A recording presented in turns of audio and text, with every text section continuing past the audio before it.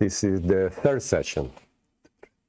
And this is the last slide. And in this part of the secret doctrine, we found how the solar system and the planet comes into being. This is a very simplified, yet theosophically written way that from diffuse matter, a solar universe, a planetary chain, and a single planet forms.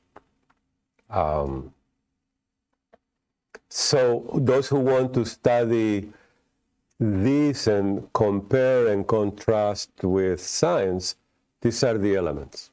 And you can do it very easily nowadays. Okay? If you like science, cosmology, here you have it. This is the most beautiful photograph, picture I found of our solar system. It's just it's so beautiful, you know. This is where we are. Not really, but this is where we are. Isn't that beautiful? I mean, do you like it? Yeah. Do you see yourself in there? Do you feel it? This is every solar system is a perfectly ordered mechanism. Feel it, mechanism, perfectly ordered, which is not only governed by immutable laws, we got to feel those laws of nature acting on us, but is the manifestation of a transcendent intelligence. The solar system also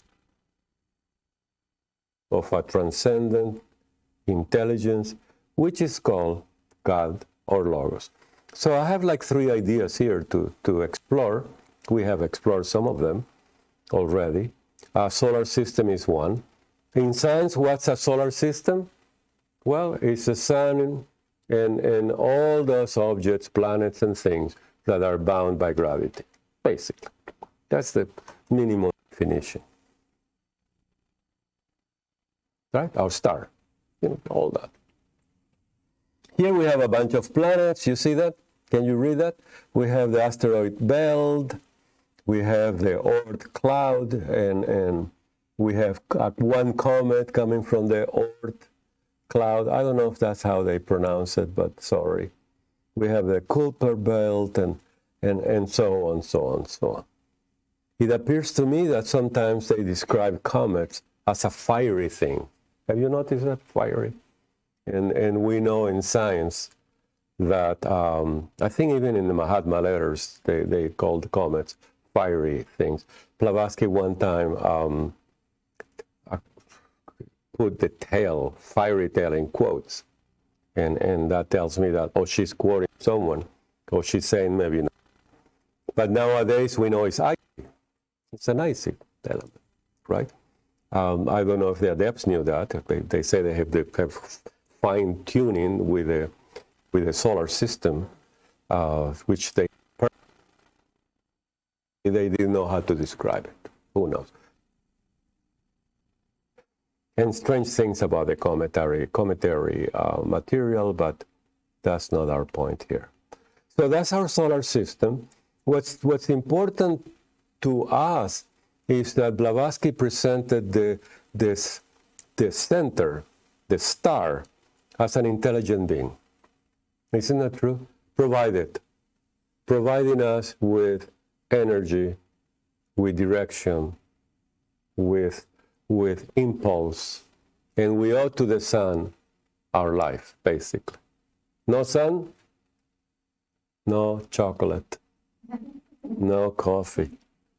You know, so we owe to the sun a lot. And immutable laws of nature, that's a very beautiful word or idea. We need to study the laws of nature and please do that if you like this, occult sciences and science, if you like that, study that, because they govern our life, the solar system, galaxies, and the universe. And it's good to have a rapport with that, only if you like science and occult science, right? Otherwise, why to study nature, the laws of nature? But also, it says, is the manifestation of a transcendent intelligence, which we spoke. there is something in a solar system that is intelligence. There is life. We read in the first definition of the monad, or how Blavatsky introduced the idea of monad in the poem, as she's described stanza 3, where she says, then in this stanza, the monads emerge from their state of, and she said that applies to a solar system as well as atoms, you and me, plants, animals, etc., etc. I like the definition, and I want to read it to you in the glossary. I think, yeah, it's right here. This is the glossary from the Key to Theosophy. If you don't own a Key to Theosophy, this is a very, very, very important book to study the ABC of Theosophy. The Secret Doctrine is like a graduation, and are good way to approach them, right? It's just that you can approach and research in the doctrine. There are many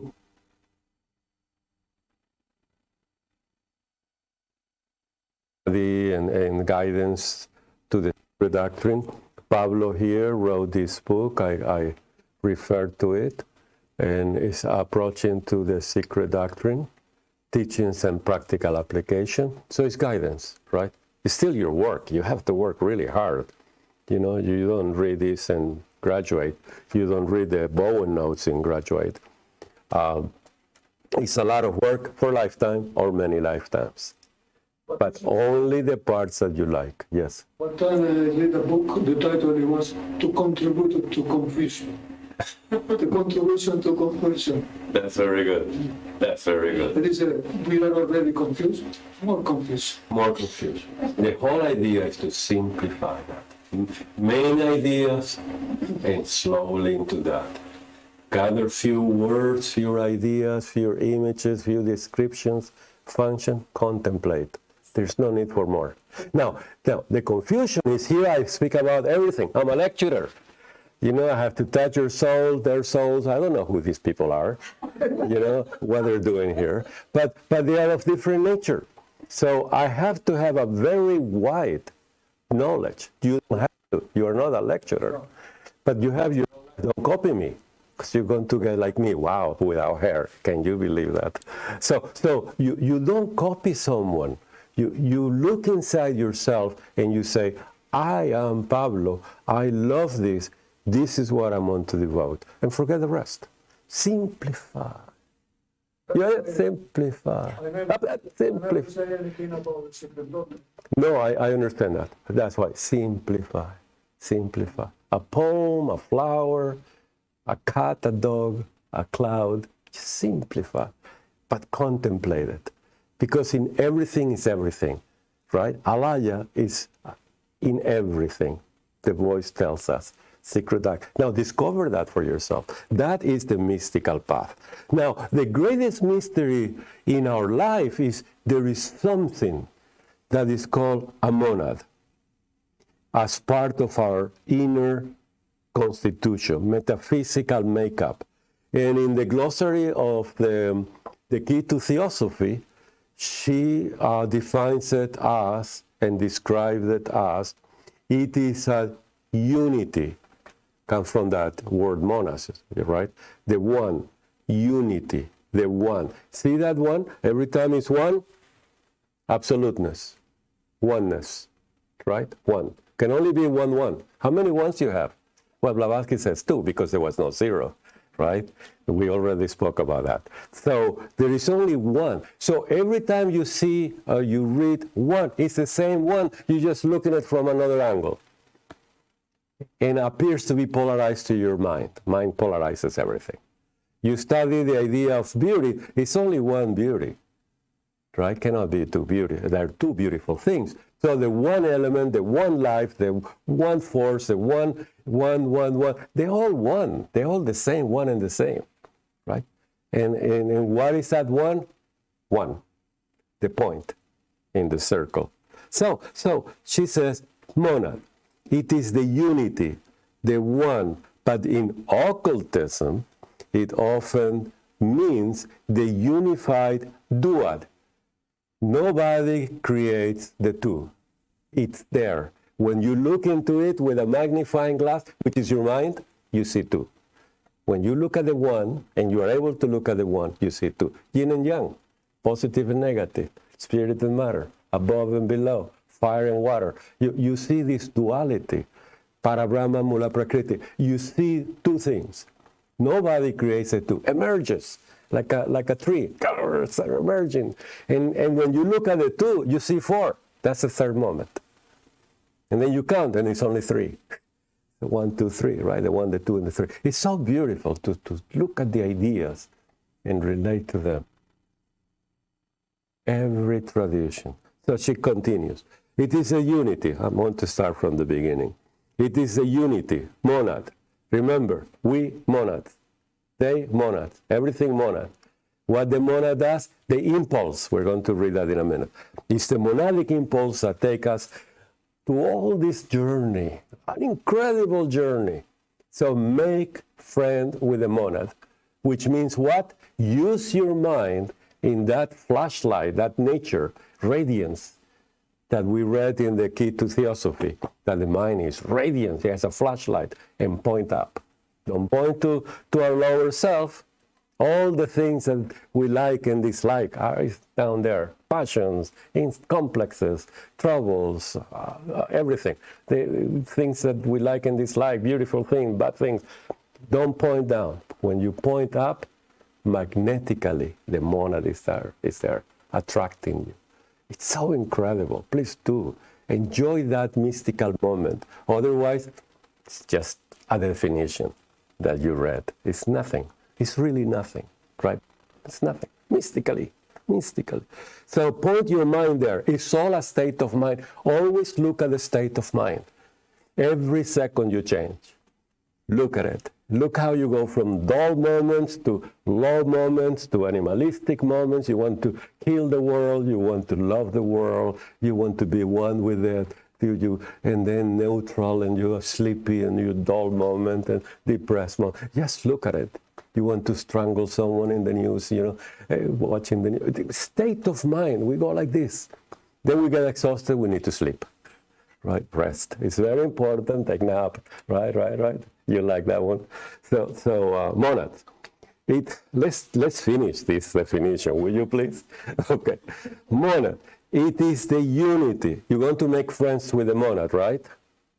This is the monadic spiritual impulse that takes us everywhere, even from life to life. Even if people kill themselves, monadic impulse will move them, keep moving them. There's no way out of this, right? In general terms.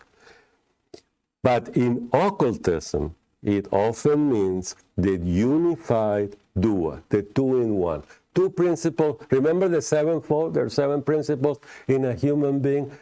4 mortal, 3 immortal. I don't remember if you remember that. I don't know if you memorized the chart or studied it, but we are a 7-folded by nature in our constitution. 4 aspects are mortal, from physical, vitality, the mold, astral, that has many functions, and kama, in Sanskrit, desire, a principle that desires, instinctive, right? Then we have 3 above, and there is, by the way, when you define or you describe a principle, it's not one word, it's a whole idea. So you gather all the names that is given, all the description, all the function, you make a whole of it. Mind, manas, mind is not just mind. It's a whole universe of things related to mind. So we need to know it, make friend of it. Don't just take one line and say, this is it. Astral is the mold of the body. Yeah, but how a bodhisattva use it to make a nirmanakaya? You see what I mean? No, but that's the point. You see, it's much more than that. So in occultism, it often means the unified two principle of spirit and the vehicle of spirit. Spirit is a ray of the absolute that we spoke, and Buddhi is a spark of the universal soul. Those two are this monad that she called it the pilgrim that is taking us like an engine. And we are not aware most of the time of that, but it takes us to enjoy this universe, to learn and come back.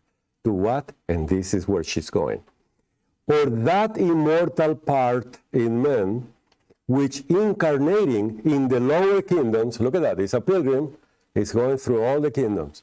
In the lower kingdoms, and gradually progressing through them to us, human beings, find thence way to the final goal. Let's give it a name to the final goal. Here, nirvana. But it's just not nirvana. It has a bunch of names in every tradition. It has a bunch of descriptions, and it does a lot of things that were nirvana for us in theosophy. So the final goal is nirvana. In the voice of the silence, it doesn't end there because you really have a choice. The path is one, and at the end, something like that, is twofold. Nirvana, you're done. You don't have to reborn again. And you know, going again to elementary school and high school and have parents like mine, you know, it's so beautiful, right? You just can't wait for that. Or renounce and to the nirvana and come back to help others. This is beautiful, described in the allegory of the cave by Plato. Plato has two endings in the Republic. In book 10, it's a cycle of samsara. You do good, you come back, you do good, you come back, you learn, you do good, you come back, you learn, you reincarnate, always more wise or wiser, and so on. This is book 10. But in book 7, 3 books earlier, he gave the allegory of the cave, which is the voice of the silence, for the mystic. And you have those two choices. Isn't that beautiful? In a beautiful allegorical way. Please, please study Plato to enrich your theosophical life. Okay, so that's a monad. We need to feel the monad. We need to feel this monadic impulse, and the way we feel it is by that light that takes us to learn, to love, to enjoy this universe, to help others, to be compassionate, and to be good. And like Plato said, be good for goodness sake, for the idea of good. Once you see the idea of good, you got it. There's no other way that you're going to act. You're going to act, you're going to be good for goodness sake. That's the most beautiful definition of the good. So in that solar system, it manifests a transcendent intelligence. In you and in me, we have intelligence, correct? We're intelligent. Sometimes we don't act. You have noticed in freeways, sometimes we don't say intelligence. You like that one. It's true, right? But in general, human beings are intelligent beings, right? And there is a transcendent, look at that word, transcendent intelligence in this solar system. Taimni gave it 2 names, God or Logos. Well, there are names. Remember, collect all the names that you get and that you study, and that's what it is, transcendent intelligence. Nevertheless, in the secret doctrine and in the Mahatma letters, they concentrate on the planet Earth in 10 hierarchy of beings, 10 hierarchies. And those are 3 elementals, 3 kingdoms that are elemental. These are below the mineral kingdom. They're called devas, or lower devas, terrestrial devas, right? There's a lot of folklore about those devas. Elemental kingdom, 3 of them. They are in Mahatma letters, there's a lot of good information, a lot of ways that you can understand and relate to them. Then there are the 4 visible kingdoms, physical kingdoms, mineral, vegetable, animal, and us, human beings. 3 elementals below the mineral, 4 physical, mineral, vegetable, animal, human. Above, the ones who graduated from the human kingdom, there are 3 devoted some lines in the Secret Doctrine and articles and in the Mahatma letters. And they are also called the Anchohans or Devas, but they are above the human kingdom. My question to you is, we know that the sun is a star and is a living being. We know that the planet Earth is a living being. Are they physical kingdom, below the mineral kingdom, or above the human being kingdom? When you contemplate the planet, knowing that it has a physical body, the planet Earth, that's the one we see, know that it has 6 other aspects or globes, we call them in theosophy, because everything is septenary like us. Would you put them as a below the mineral, on the mineral, between the mineral and the humans, on another category or one of them, or above the human beings? Any takers? Now, before you answer, contemplate well, because this is going to be recorded in the Akashic records, and oh my God. No, okay. So any takers? Any ideas in the internet? Yes. Anybody? No takers. Yes. Thank you. Because they have to say something.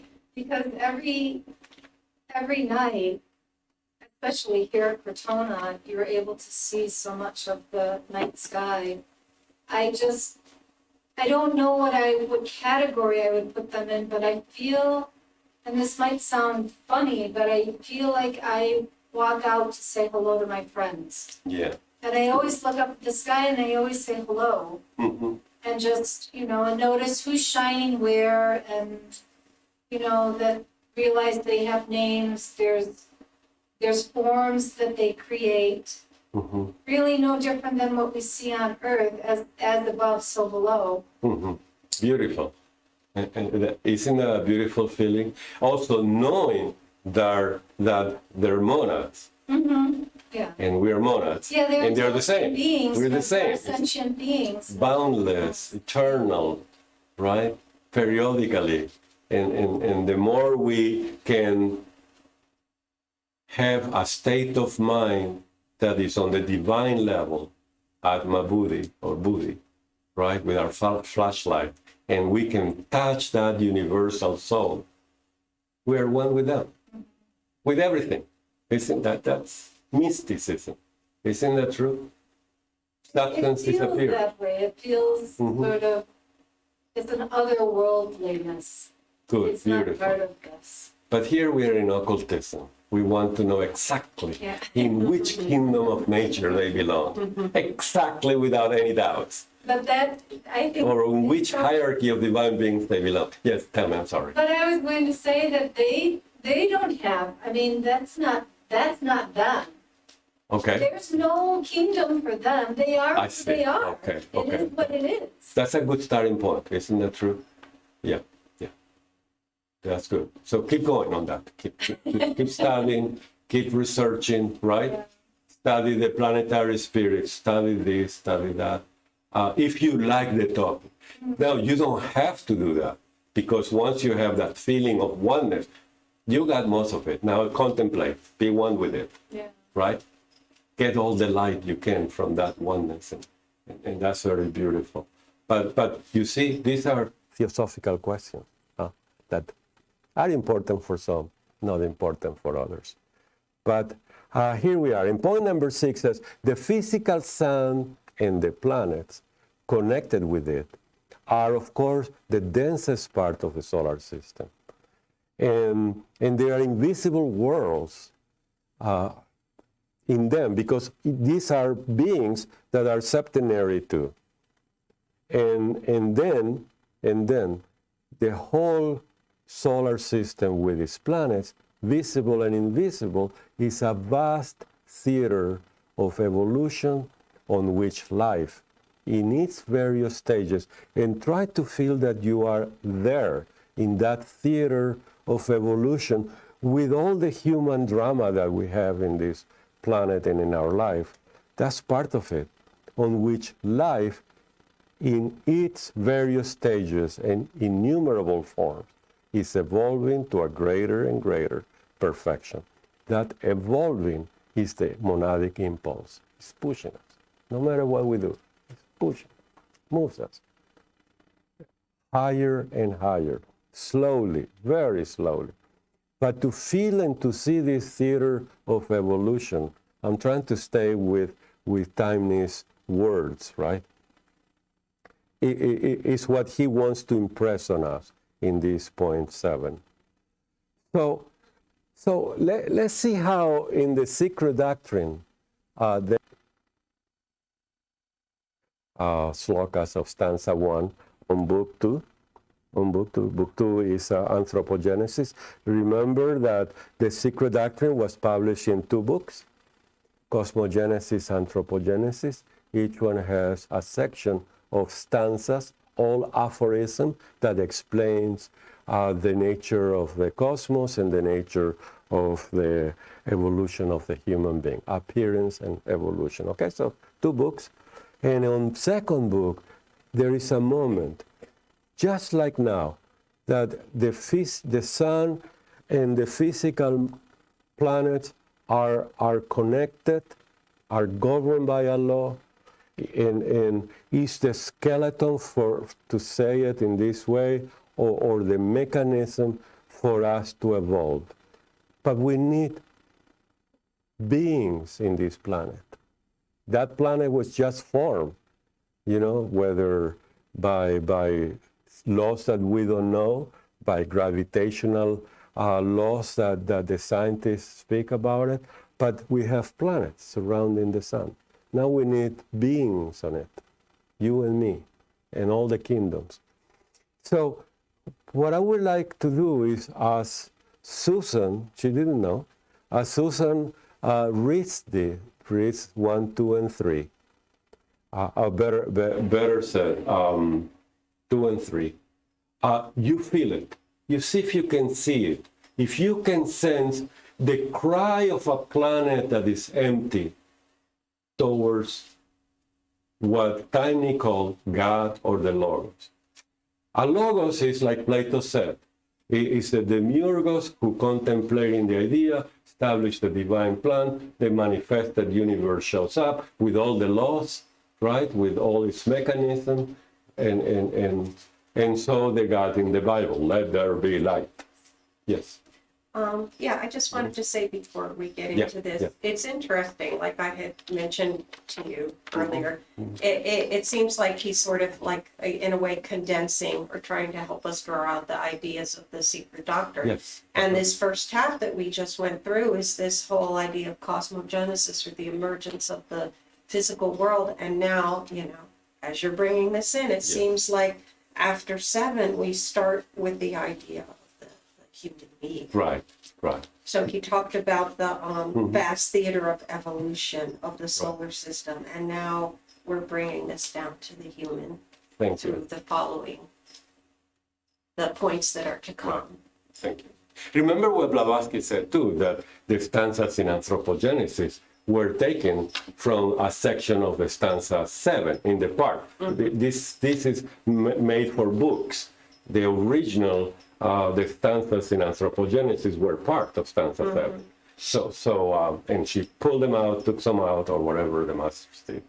So this is, again, the moment in the appearance of the planet Earth in the solar system is being formed, or not yet, but the idea of the planet is there, and cries out to the sun. Isn't that something? It cries out. Now, this is a mythical moment. It's mythology, so to speak. We don't hear the earth crying unless you're very mystic and are in great connection with the planet. You don't see this, you don't hear this, but these are mystical sounds, so to speak, that the divine plan is going to manifest itself, and we're going to see that drama. So in stanza 1, sloka 1, the spirit of the globe, remember we said that the earth is septenary. We call globe 4 or ABCD, the physical earth. There are 6 more that are not. I have a diagram for that later to go over it very fast. Is servant to the last, to the spirit, to a hierarchy of beings, divine beings or celestial beings, of the 7 planetary spirit. There are 7 planets, or they describe 7 planets. And these 7 planetary spirit, they who revolve, driving their chariots, these are the physical planets, around the sun, right?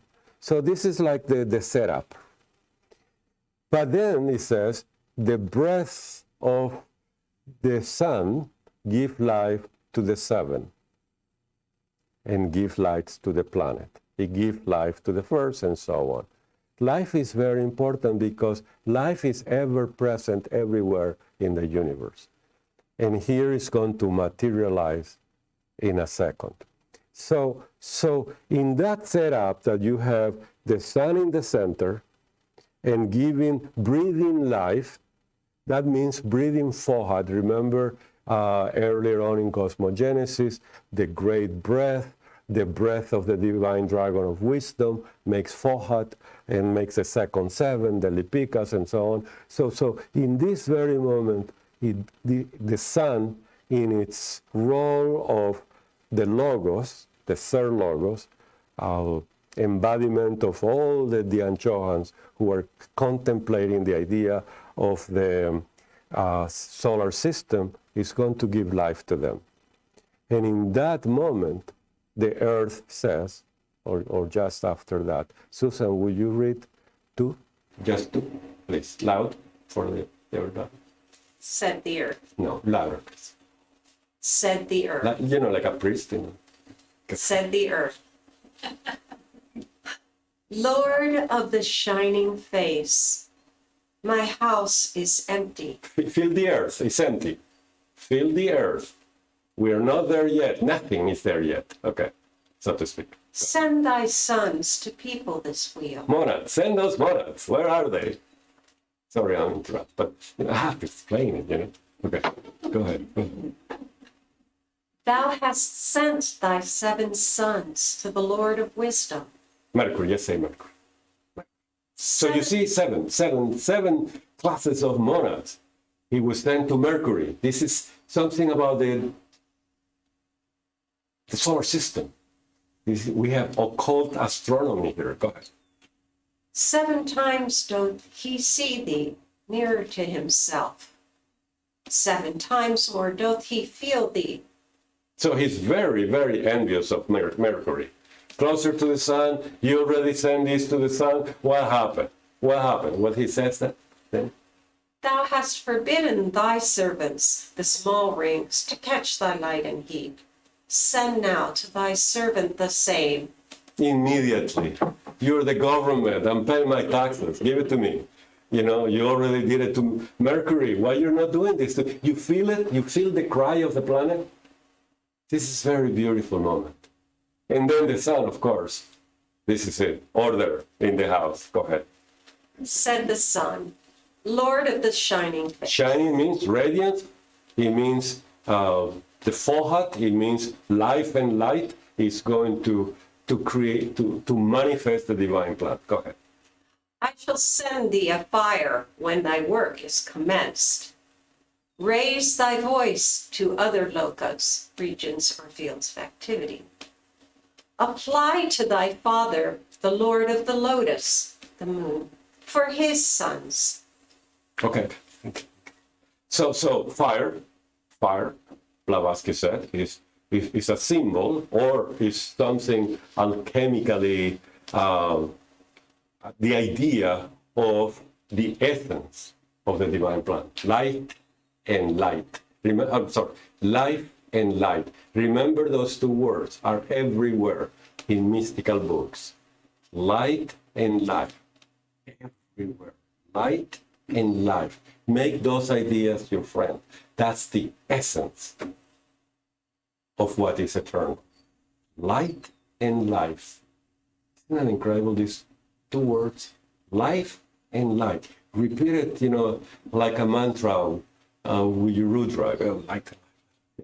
Like you, Om Namah Shivaya, Om Namah Shivaya. You just do, and get it as your friend. This fire is full of light and light. What is light? This is the most important part in Plato. What is light? Is the light of the Logos. The idea of an apple is reflected in an apple. You contemplate the apple, you get the light of the apple, you walk that bridge from the apple to the apple nest. You are one with it. You contemplate the idea of a human being, you tap into Adam Katmon, the archetypical idea of the human being, the sum total of all the hierarchy of divine beings are in us. And then you get the light, you get information, you get a prajna paramita, you take it in you, you are enlightened. This is light. And life, we know what life is. Go ahead. Continue, please. Thy people shall be under the rule of the fathers. The lunar Petri. You see that? Now he's saying that you need to raise your voice to another plane, another field. And this is the plane where your father, your mother, is acting. And that is our moon. That's very strange, isn't it? We have to raise our voice. Look at the moon and talk to it. For thy men shall be mortals. The men of the Lord of Wisdom, Mercury, not the sons of Soma, the moon, are immortal. Isn't that interesting that the beings at this moment, that the earth wants its monads, the sun, the divine plan is in such a way that Mercury have those immortal. That is very interesting. That's something to explore really well. Go ahead. Cease thy complaints. Thou art not ready.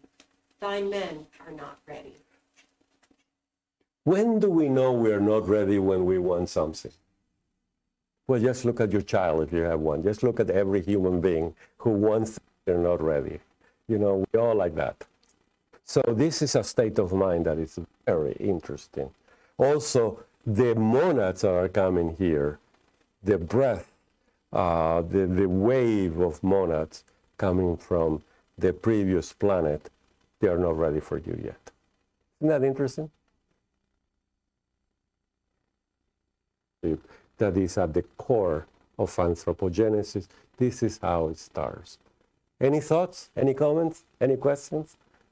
This is an incredible moment in the life of a theosophist when feels that. Yes.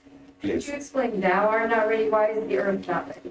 Oh, because this is the moment that the earth is being formed, the previous planet is dying, he feels the emptiness, but remember, this is a mythological drama. I don't have a better word to explain that, but it's a drama in the universe. This didn't happen like this. There is a divine plan to be fulfilled, but if you're making a movie, you need drama. So otherwise nobody will see it, right? So this is what that it feels from our point of view that is happening, like when we want something and we are not ready. The planet Earth is being formed, and we're going to see how that happens. So if the previous planet, named as the moon, right, is dying, or its cycle is closing, the cycle of the new planet, higher, more spiritual for the beings that are coming in, right? But it's not. And now is asking the Logos, the one who manifest the plan of the universe. Let there be light. Let there be a divine plan. Blavatsky didn't use divine plan, but used plan everywhere, right? The ideas, the archetype. But it's the same. I love the divine plan, the word. But it's ready for that, wants to, sees the future, right? It's like a spiritual paint. A spiritual work of art is something so divine, so beautiful, that tells us the future. We want it. We cannot afford it. It's $1 million painting. But mystics who are painters and they see our future, they paint archetypical forms that are expressions of ourselves. And we see them, and there's I want to be there. I'm ready, really. I'm ready to be a spiritual person to serve humanity. Ready? And you still doing what you're doing in your home? Yeah, really? Really? You want to be like a Buddha, a mendicant? Really? Is that the word, mendicant? Yeah. You ready to take the hemlock like Socrates? Really? Okay. So again, no more drama. So this is what happens. And at this point, there are a lot of information in the secret doctrine about this. On the very top, remember the monad is our pilgrim. When the physical body is wedded in this planet, anchored in this planet, but we have a spiritual aspect in us that is free, and that freedom is expressed during life, if we allow, and during death, and reincarnating, and impulse, and it's the impulse to higher and higher and higher state of mind. So the monad in page 175 of the Secret Doctrine says, emerges from its state of spiritual and intellectual unconsciousness. Why? It was at rest, right? It was what we call in pralaya. Before it emerges, right? It was in spiritual and intellectual unconsciousness. Doesn't have a body at that time. And keeping the first two planes, and you see the first and second plane, nothing in them, right? Too near the absolute to permit of any correlation with anything on the lower planes, it gets direct into the plane of mentality, manas, to find where to go. You open the door of manifestation and you say, where do I go? What you're really opening is the plane of manas, the third plane, and in that plane of mentality, let's say that is not true. My monad says, Martin, you're not going to be Martin yet, but you're going to be, let's say, a human being on the planet Earth. That's not true, but that's about what's, a little drama on that. I open the door as a monad, I emerge, and there is nothing in plane 1 and 2 because it's too non-form. And I go to the third plane, and I acquire my next stage, and I embrace it, and I move lower. And the moving lower in these are representation, those 7 globes of a planet. You see the Earth globe D on the left side, and the other is the Kabbalistic. She makes a correspondence here, and she uses the name of Kabbalah, but in English, archetypical world, intellectual, creative, substantial, formative, and physical, etc. There are 6 globes, non-physical, 1 physical, and the universe, the planet stars. This is the moment, or excuse me, about this time is the moment that the physical earth is being formed and the earth cries out. You see? Knowing that it's coming, and of course knowing that it's going to get it, and it wants it right now. So on the other side, on the left side in yellow, on page 151, is the idea of the law. And she said something extremely important to us. Law is eternal and uncreated, Notice that is capitalized and in singular. That means one, the one law. See that? Capitalized and singular. That means the law. That law during manifestation is going to be 7 laws, for instance, and so on. But it also said law is deity and vice versa. Therefore, deity is for theosophists and theologians, mystics, religious people. Law is for them and for scientists. So here we have the way that a scientist can talk to a religious fellow. What you call deity, I call law. Because a scientist says, in the moment of Big Bang, the laws show up. Well, we know that. You know, we have an idea of that, about that. So, Susan, will you read? The one eternal law unfolds everything in the to be manifested nature on a sevenfold principle. Among the rest, the countless circular chains of worlds composed of 7 globes graduated on the 4 lower planes of the world formation, the 3 others belonging to the archetypal universe. Out of these 7, only one, the lowest and the most material of those globes, is within our plane, or means of perception. The 6 others lying outside of it, and being therefore invisible to the terrestrial eye. Every such chain of worlds is the progeny and creation of another, lower and dead chain. It's reincarnation, so to say. So just like a human being is 7-folded, and we can only see with our physical eyes, our physical body, but we know we have energy, we know we have a mold, we know we have mentality, we have spirituality, we have instincts, and so on, and a monad, so the planet. And there is here, in analogy, the correspondence, and here are the way that in theosophy we do the correspondence. Remember that the law of analogy and correspondence is one of the tools that we have to unravel, to learn about nature, the invisible nature. The law of analogy and correspondence. When 2 things are analogous, their factors are in correspondence. For instance, as the human being has 7 principles, so the planet has 7 principles. Therefore, the physical globe of our planet should correspond to the physical body of a human being. You follow me? When 2 things are in analogy, then you can learn.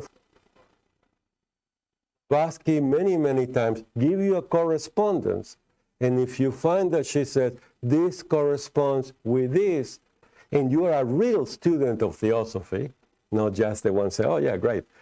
You stop and you do your analogy. Gave you the formula. This is an analogy. They correspond. What is the analogy? And vice versa. When she gives you an analogy, you look for the correspondence. Study, stop, enjoy the study of this. So will you read point 7, Susan?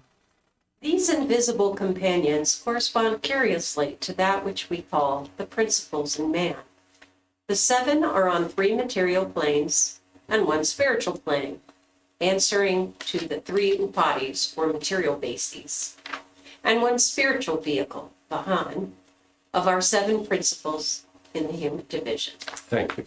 And this also is a Hermetic axiom, as above, so below. So we have that correspondence.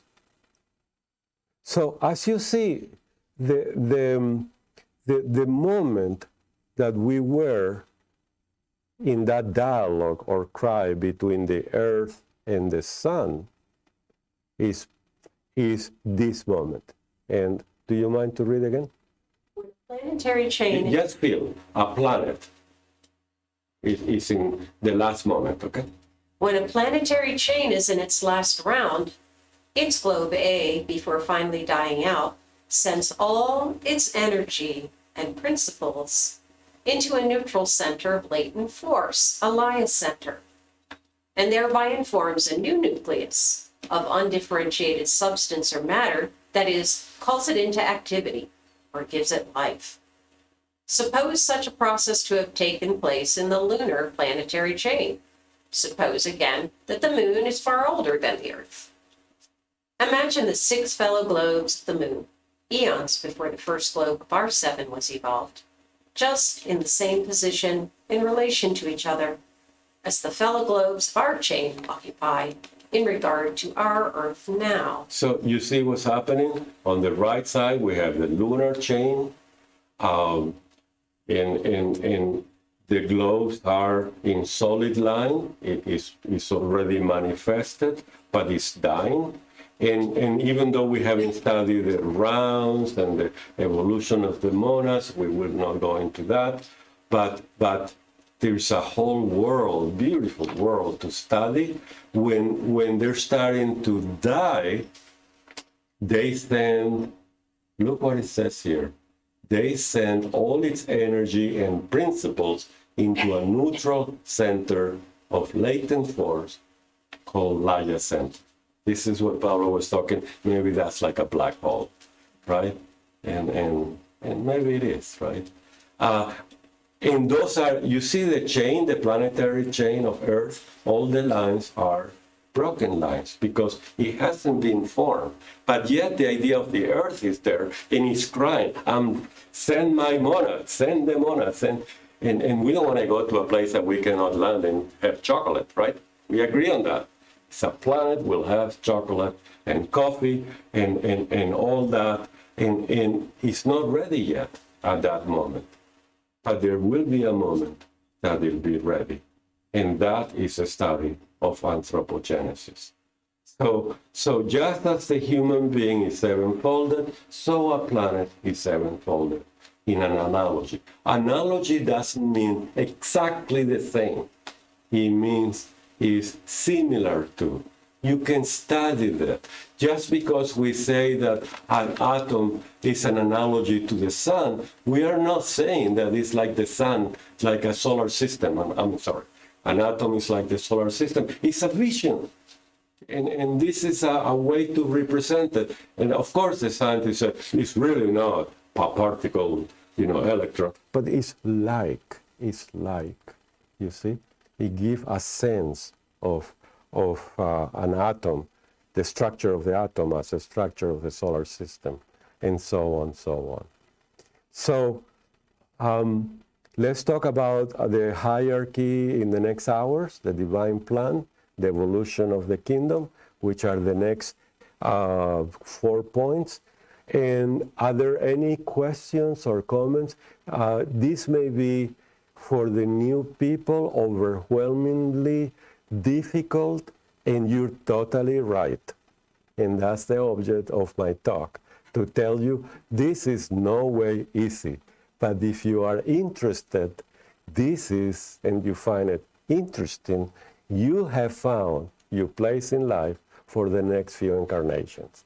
This is something that many, many people don't have. What am I going to do with my life tomorrow?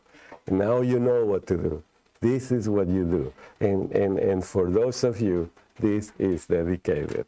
Thank you. No questions in the internet, in Zoom? No? No thoughts? No comments?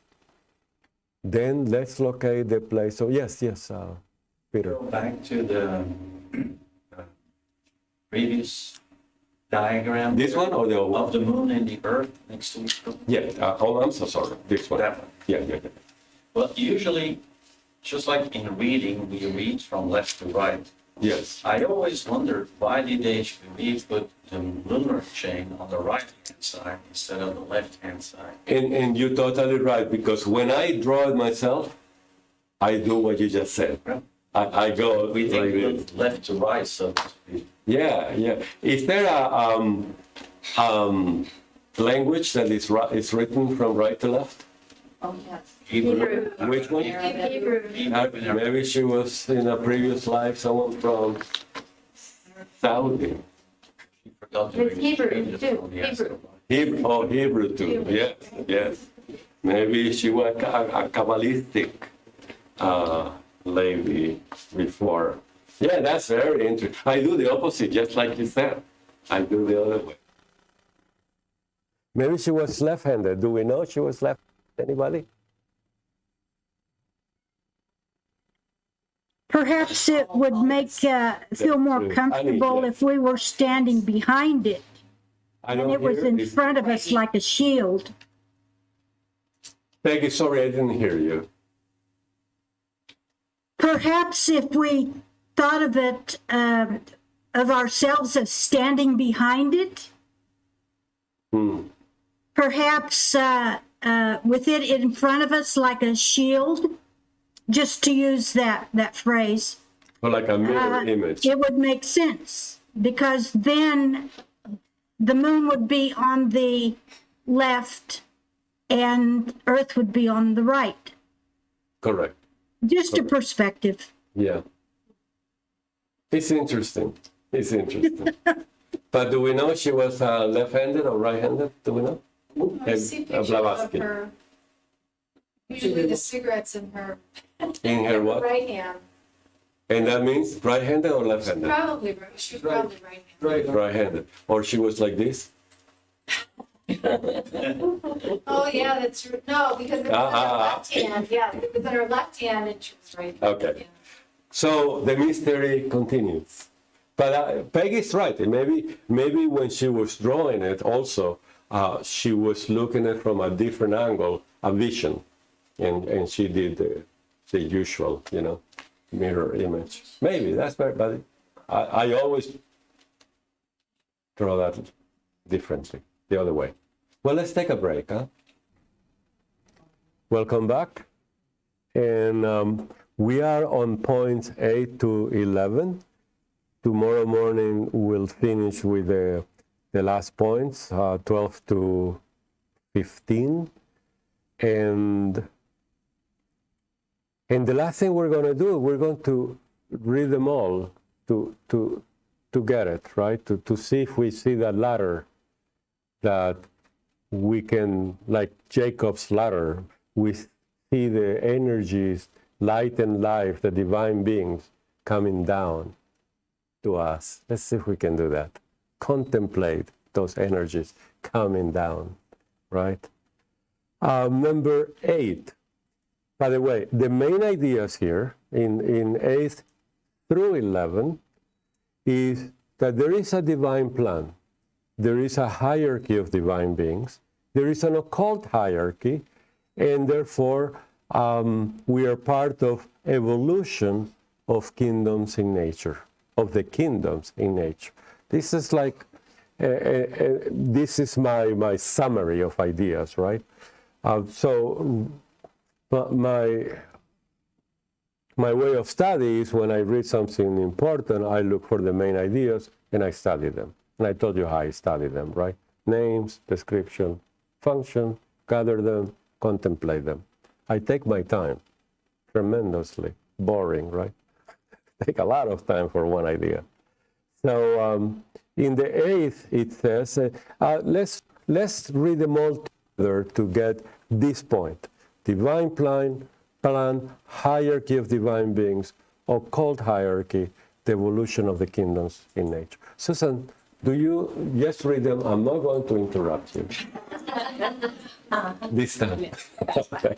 Go ahead, please. All 4. All this stupendous process is taking place according to a definite plan present in the divine consciousness and controlled and guided by various hierarchies of beings at different stages of evolution. 9. The evolution of humanity on our Earth is guided by an occult hierarchy composed of perfected human beings who have unfolded within themselves transcendent powers and faculties of which we can have no conception at our present stage. They're in constant and intimate touch with one another and with the affairs of the world, and guided according to the divine plan, with consummate skill and wisdom. 10. Life evolves gradually, stage by stage, through the mineral, vegetable, animal, and human kingdoms.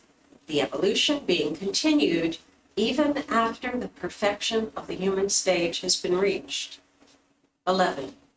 Every human being is divine in essence, contains within himself all the qualities and powers which we associate with divinity in a germinal state, and these are unfolded gradually, leading to an ever-increasing perfection and expansion of consciousness which has no limit. I love that part. Which has no limit, qualities and powers. Isn't that incredible? Unfolded gradually. We can only feel for one moment our spiritual qualities and our inner powers. That transforms us. That is a moment of awakening. That's very impressive. So let's go to the number 1. This process is taking place according to a definite plan. Now, we don't know what the plan is. We are in the plan, and these are the things we have to study, right? What's the plan? And sometimes I see on TV. I love TV. Movies. I love good dramas, right? God, what do you want from me? And what do we say? Just look inside you. The divine plan is in you. Why you're asking, above? Why are they asking? Anybody? Why people don't know what's the divine plan? What's the human position or place in the divine plan? Of course, we study that in theosophy, and it's in 11, right? Or 10, 11. Gradually, we go stage by stage, kingdom to kingdom, right? And then we belong part of hierarchies, higher and higher, right? And continuous after the human stage on this planet. That is a big, big idea. Yes, Susan. I like how throughout this whole these points, they either explicitly or implicitly, they pull in what has been discussed before them. They reflect back and also foreshadow forward. And here at the beginning of the anthropogenesis, I kind of think of the idea as just as they were talking in the beginning about these Dion Chohans who died and also continue to, overshadow or whatever. Here we come to our own stage, we have this divine plan within us, and we speak, well, this is a little bit later. Which number you are? At 9. 9, okay. How we reflect, you were talking about evolution as a progression. Just as the Dion Chohans guide creation, we guide our own lives, As they succeed in bringing forth the divinity, so can we. Right. We like you said, I think that's the answer. We need to take ourselves in hand and guide. We also have a role to guide our own evolution. True. But you saw the analogy, just like as the whole process is guided by divine beings, controlled and guided by various hierarchies of beings, so the evolution of human beings, this is the analogy, is guided by an occult hierarchy, composed of perfected human beings. And if I can find the place where Blavatsky described a little bit those beings, and it's right here. She says about this occult hierarchy, perfected humans, right? This is on page 273 of the Secret Doctrine. And these are, he says, great adepts, men who have developed and perfected their physical, mental, psychic, and spiritual organization to the utmost possible degree. So that's one way to describe these human beings, right?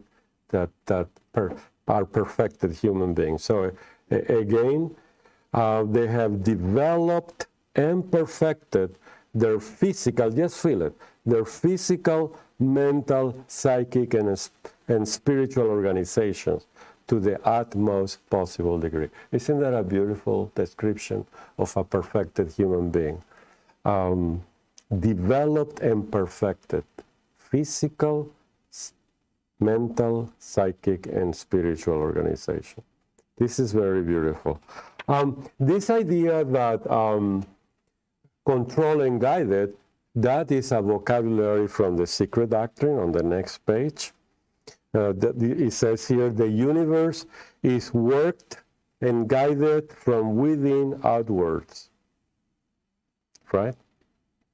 And it says the whole cosmos is guided, controlled, and animated by almost, and that's a word that always causes questions, almost endless, not endless like the universe, but almost endless series of hierarchies of sentient beings. And I'm going to get to you, Annie, 1 second. Let me read the paragraph. Each of this hierarchy of sentient beings having a mission to perform.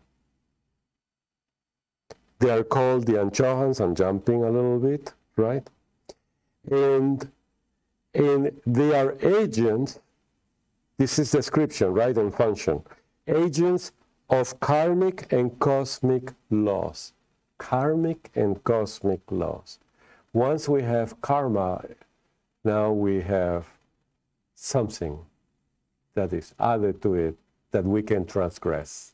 Isn't that true?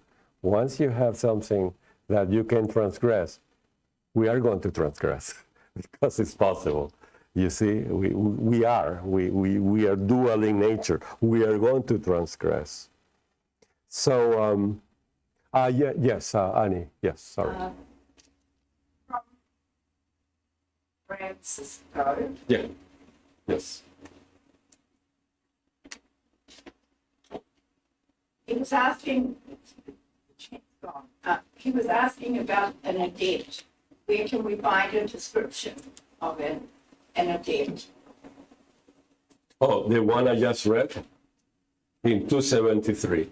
Also, they themselves spoke about them in the Mahatma letters. There's a lot of good quotes. And Blavatsky has a section in the Key to Theosophy about them. Many people spoke about them, right? They spoke about them. I speak about them. Pablo speaks about them. Pierre speaks about them. Elena speaks about them. So, Francisco, there's a lot of information about the adepts. You have things to add? The adepts. They're our friends. Yes, thank you.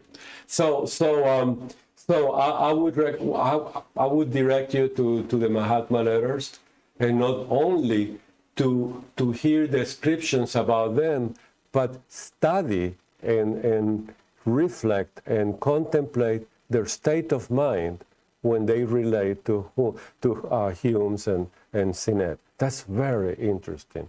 Look at from the state of mind. Remember, we are only our state of mind. This is what dictates us. So look at them, how they talk, behave, reflect, analyze, give advice, give instructions, give directions, guidance, and so on, and the reasons behind. Is that okay, Francisco? I cannot see the yes. This was so clear. Yes, I know. Yeah, thank you. Okay, so the Mahatma letters, and that's one, and what Blavatsky wrote about them, from Isis all the way to the Secret and other articles, etc. And other people wrote about them too, right? And how they work, right? Oh, it's so beautiful in 273. How they work with each other. So they don't write a thing without consulting among themselves, right? Like in the scientific papers, the peer review, they do that. That's very scientific, isn't that true? And they work with visions, and it's all here. It's very beautiful how they do. What I would like to concentrate now is the idea of this hierarchy of beings that conscious and intelligent beings that guide, control, and are agents of karmic and cosmic laws. This is a very related to us, and then Blavatsky starts in 275. This hierarchy are beings who either was, listen well, beings either was or prepared to become a human being. In the present, if not in the present, then in a past or coming manvantara or cycle. You see that? They were men, or they will become men. You follow me? This being. Were human beings and perfected, or they will become beings because they are less than humans, and they will have to evolve to becoming a human. So then she says, they are perfected, the ones who has passed the human, when they are not the other kind. This is a good definition. You are this when you are not that. Isn't it? And she called that not incipient men. Incipient, right? Okay. So they are perfected or not incipient human beings. You got the names? Remember, first name, description, and function. And differ morally from us on their higher, less material spheres, only in that they are devoid of the feeling of personality.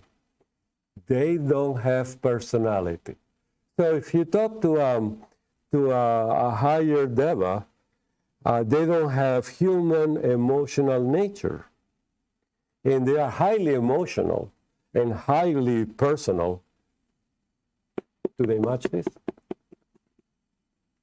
No. But we need to study this really well, right? Because this feeling of personality and the human emotional nature are two purely earthly characteristic. So far, so good. You got that? No? Divine beings who are, a hierarchy of beings who went through the human beings. This is us after we're done with this planet. By planet, I don't mean this globe, but the septenary planet. When we finish this, when we move to the next one, when we graduate for being human being with all what it means, right? We differ from them, from humans. We transcend it, right?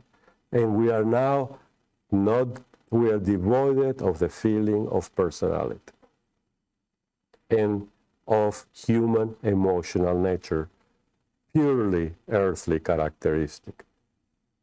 And she goes on.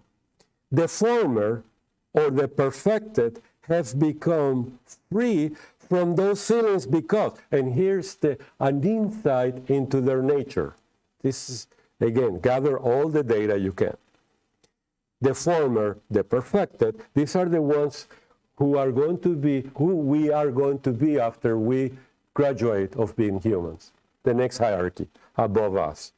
They have no longer, they have no longer fleshly bodies and ever-numbing weight on the soul. They don't have a physical body. Fleshly. Is that physical? Fleshly? Physical? Is the planet Earth has a physical body? Is the spirit of the earth on a physical body? Maybe. Well, it's here, right? Hopefully it's physical. Okay. So this is a key of the law of the earth. It's a terrestrial, less than mineral, a mineral, a stage of the mineral, or perfected. A lot of people like to be a perfected. We'll see. She says no. They have no longer fleshly bodies because the body, this flesh, ever numbs us, weighs on the soul. And B, the pure spiritual element, being left untrammeled and more free, they are less influenced by Maya. Not totally, less influenced. Totally means a long series of kingdoms, way above that, right? But they still have some degrees of being influenced, are less influenced by illusion than we can ever be. So far, so good. The incipient monads, the one, and she says, having never had terrestrial bodies yet, look at this, elementals below the mineral kingdom, not having a terrestrial body yet, incipient monads, she calls, can have no sense of personality. So the Walt Disney stories of the king with a harem, what is that, Walt? Were you projecting your needs? What is it, a folklore? Or egoism, depicting these gnomes and things like humans, right? Incipient monads, having never had terrestrial bodies yet, can have no sense of personality or egoism. That which is meant by personality being a limitation and a relation, or as defined by taka taka taka and taka taka taka. You can read that, okay? So, in here, in the secret doctrine, we're going to find a lot of good information.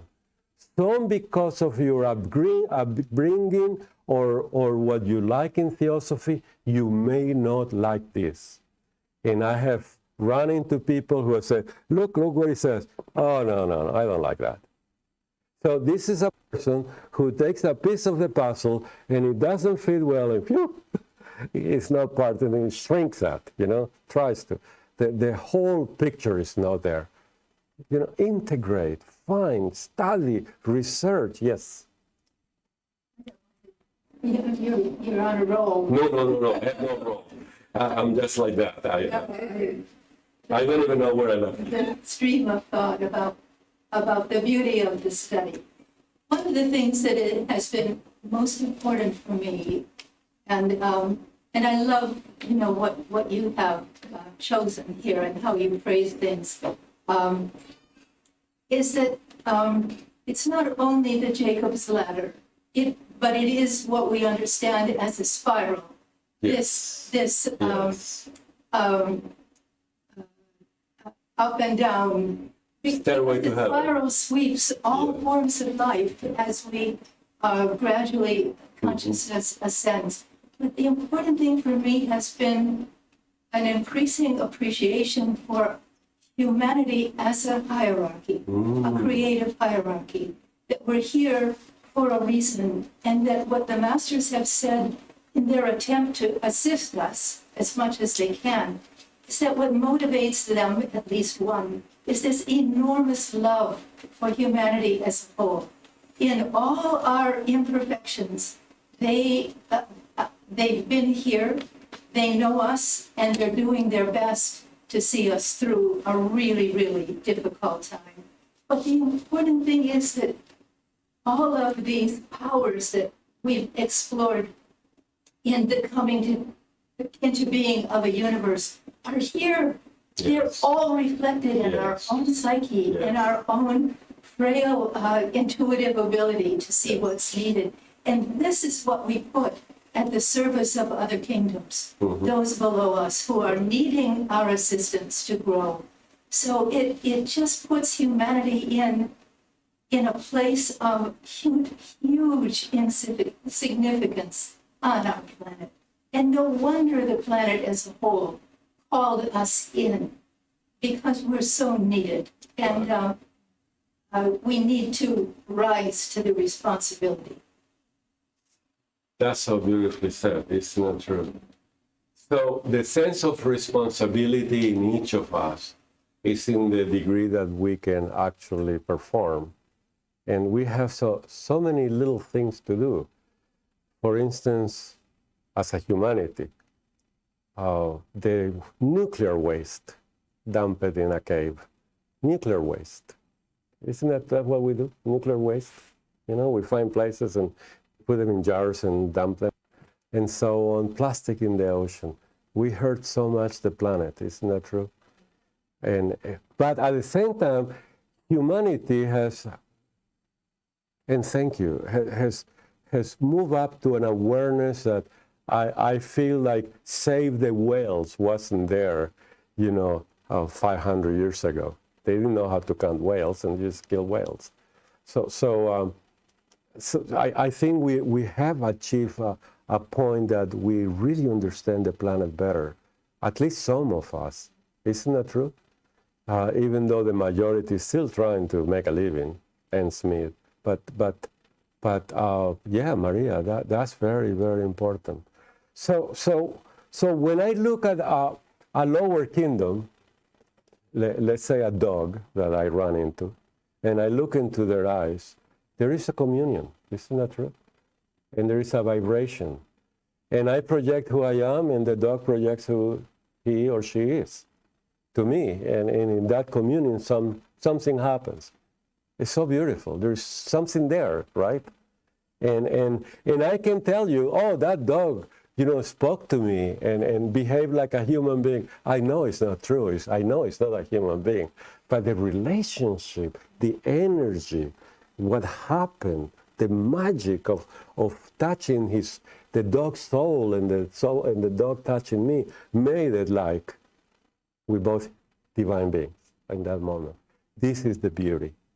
This is the beauty of nature. And that is what is well worth meditating and capturing that moment. Thank you, Maria. That was very beautiful. I'm sorry, anybody has a follow-up to Maria's, an insight? Yes, Pablo, please. I think I have it. Yes. During when nations try to create an atomic bomb, Yes. France conducted experiments in the Pacific Ocean. Mm-hmm. So that is not responsible, no? Mm-hmm. No for the fishes in the ocean, no for the globe, for the earth. Mm-hmm. In the same, even today, continuum happen that thing. Mm-hmm. Hospital drop things in the hospital, in the ocean. Mm-hmm. No far ago, they discovered a lot of whales in the ocean in Miami.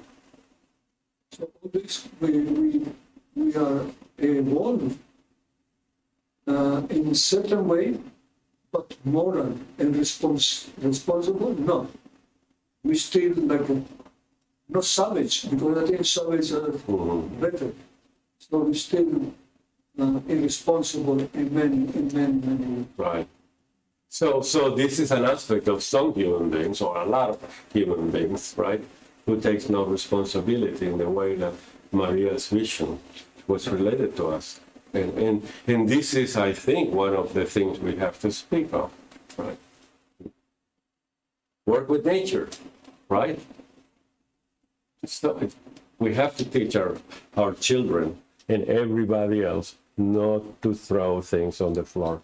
Radioactivity, above all, is so negative because it affects the divine plan, no doubt. Affects the DNA. People are born deformed. Do we want that? Is that part of the divine plan? No. And affects the ethereal nature of us, the mold. It affects everything, from physical, pranic, and ethereal. It really affects that. And we have to be very careful with that manipulation of this. Interesting, if as time is running, this is not a timeless absolute from the book, timeless duration. I have to get it once for all. Timeless duration. This is time, 15 more minutes. I would like to read you, there's some about the evolution of humanity on Earth is guided by an occult hierarchy. There is a chapter in, and I put a sticker note last night, but that's a problem, isn't it? Which sticker note I put last night and in which page? So I have a sticker note, which it takes me 15 minutes to find. No, I found it. Oh, wow. Okay. So this is the chapter of the coming force, very famous chapter. I always refers to it. It's the Kili event. Kili event. And it gives us an insight of this idea that the evolution of humanity on our earth is guided by an occult hierarchy of perfected men. And look what happened here. You know the story, everybody knows the story, or better said, negatively. Anybody does not know the story of Kili? Who is Kili? Yeah, is that a question or you don't know? Okay, yes. I'm sorry, what? Yeah, they don't know? Okay. So, just because there is one person that doesn't know, or two, this is very interesting.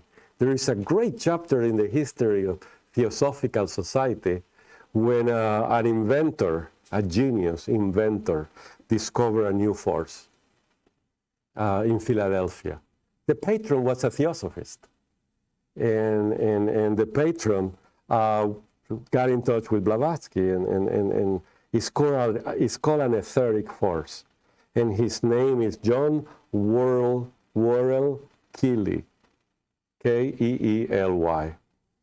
His equipment, I think, is in Washington. What's that big museum in Washington? We have to go and see it. Smithsonian. It's in my bucket list. And what happened is he discovered a force, tremendous power. And he gave illustrations and exhibits, and he made a company.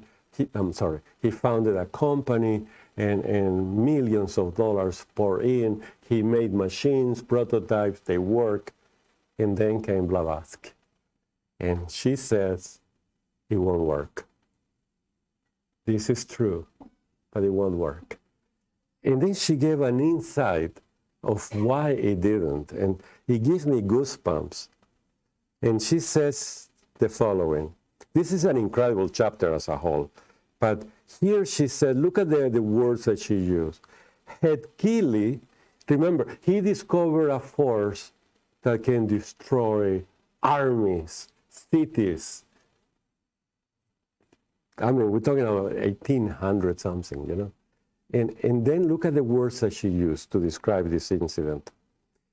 Had Keely been permitted,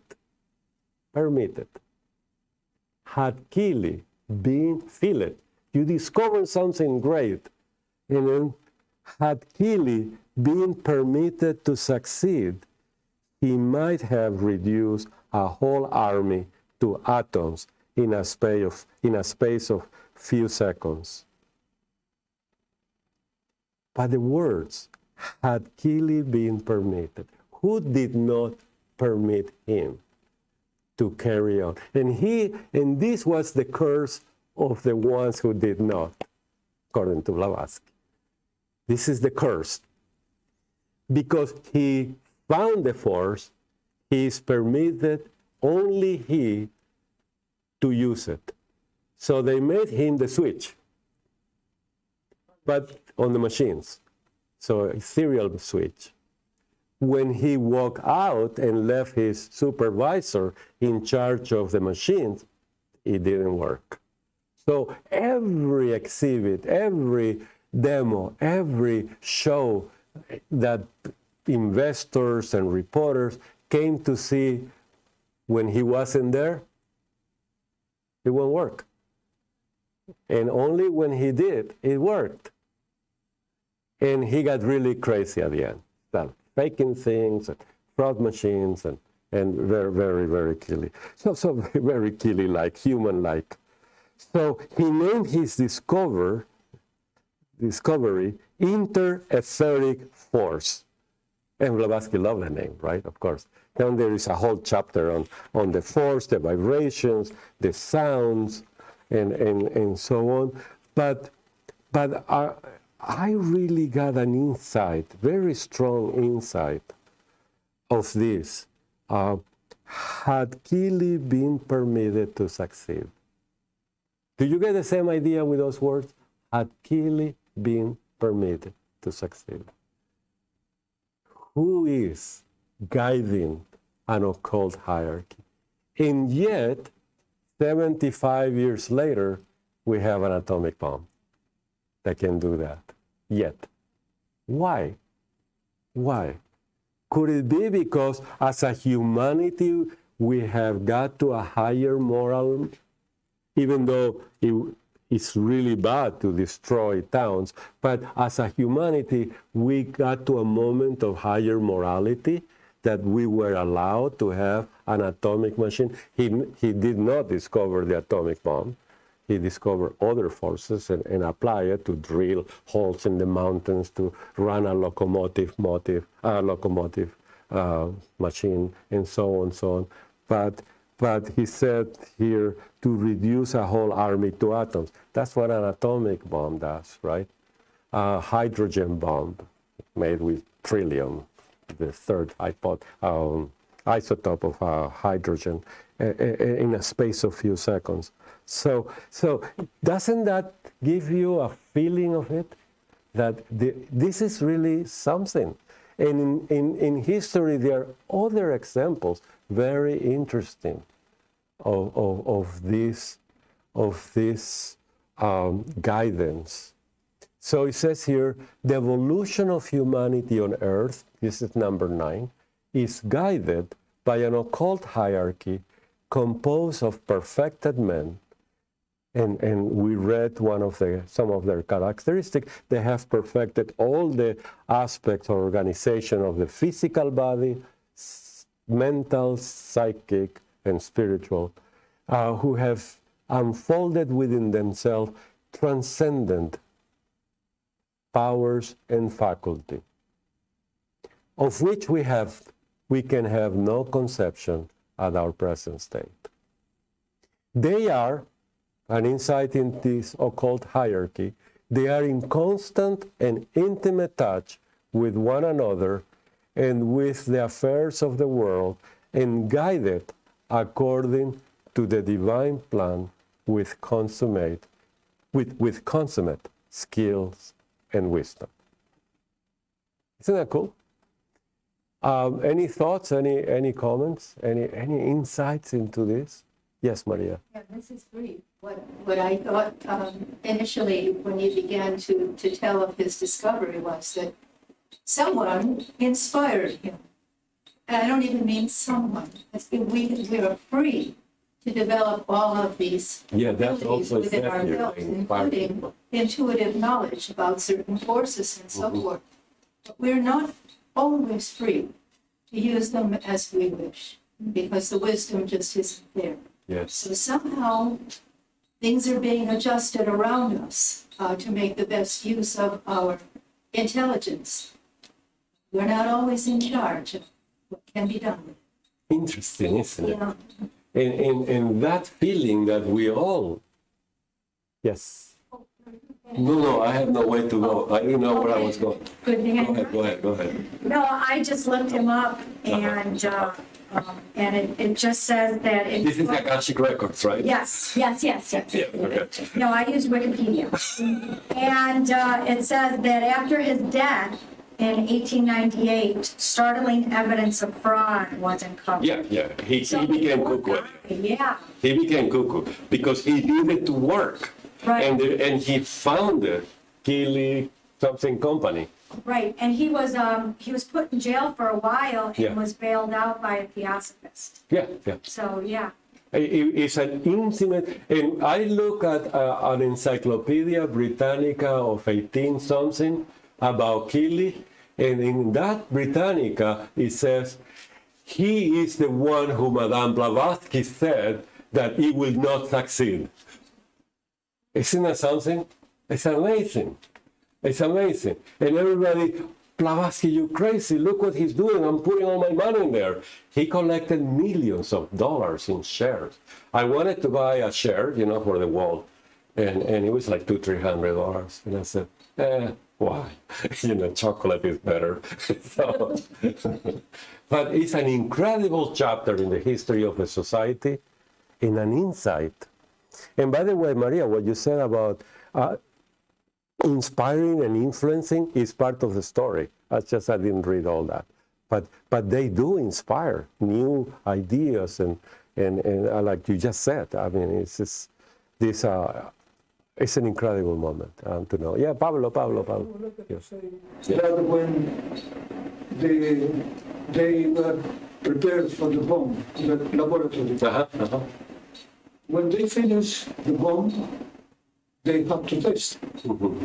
Where they test in this New Mexico desert, Alamo Gordo. What happened was so terrifying.